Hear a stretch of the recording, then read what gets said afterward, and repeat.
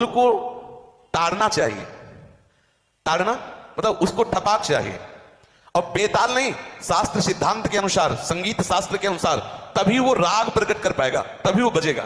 ढोल को हाथ जोड़ के बोलो कि साहब आप बज जाए, नहीं बजे, उसको ताड़ना चाहिए।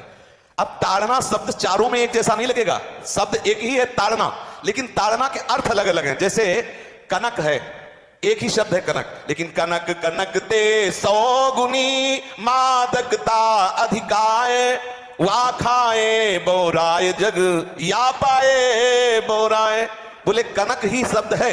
जैसे ताड़ना शब्द का हम प्रयोग केवल वही समझे कि ताड़ना देना ही नहीं, उसका अर्थ अलग अलग है। जैसे कनक शब्द है, कनक को सोना भी कहते हैं और कनक को धतूरा भी कहते हैं। कनक को धतूरा भी कहते हैं। एक कनक है जिसके खाने से बावरा हो जाएगा, और एक कनक है जिसके पाने से बावरा हो जाएगा। कनक शब्द एक ही है, लेकिन दोनों का अर्थ अलग अलग हो गया। ऐसे ही ढोल में ताड़न का तात्पर्य है उसको पीटना, लेकिन वो शास्त्रीय संगीत के आधार पर उसको ताल देना। ताल देने से ही वो राग प्रकट करता है, आनंद की उमगन करता है, ना कि प्रार्थना करने से। समझ रहे? अच्छा, गंवार, गंवार कहते हैं विवेकहीन पुरुष को। विवेकहीन पुरुष को कोई कार्य दे दो और उस पर दृष्टि न रखो तो कार्य नष्ट हो जाएगा।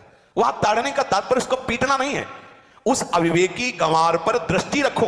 जो आपने कार्य सौंपा है, जो भी कार्य उसका है, उस अविवेकी पर दृष्टि रखना ताड़ना हुआ। उस पर दृष्टि रखो, क्योंकि वो अविवेकी है, गंवार है, वो कार्य प्रणाली ठीक जानता नहीं। आप जहां त्रुटि होता संभाल लेना तो वो संभल जाए, क्योंकि वो गंवार है। और शूद्र, शूद्र का तात्पर्य होता शूद्र। वैसे जो वर्ण व्यवस्था में शूद्र का प्रादुर्भाव सबसे श्रेष्ठ जगह से प्रादुर्भाव है।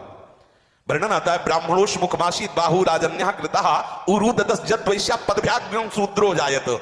भगवान के श्री चरणों की ही वंदना होती है प्राय। आपने देखा सबके श्री चरणों की, और शूद्रों का प्रादुर्भाव श्री चरणों से हुआ है। कोई ऐसा न समझे कि शूद्र का मतलब निकृष्ट होता है। यहां शूद्र का तात्पर्य, जब से किसी से कहते हैं कि शूद्रवत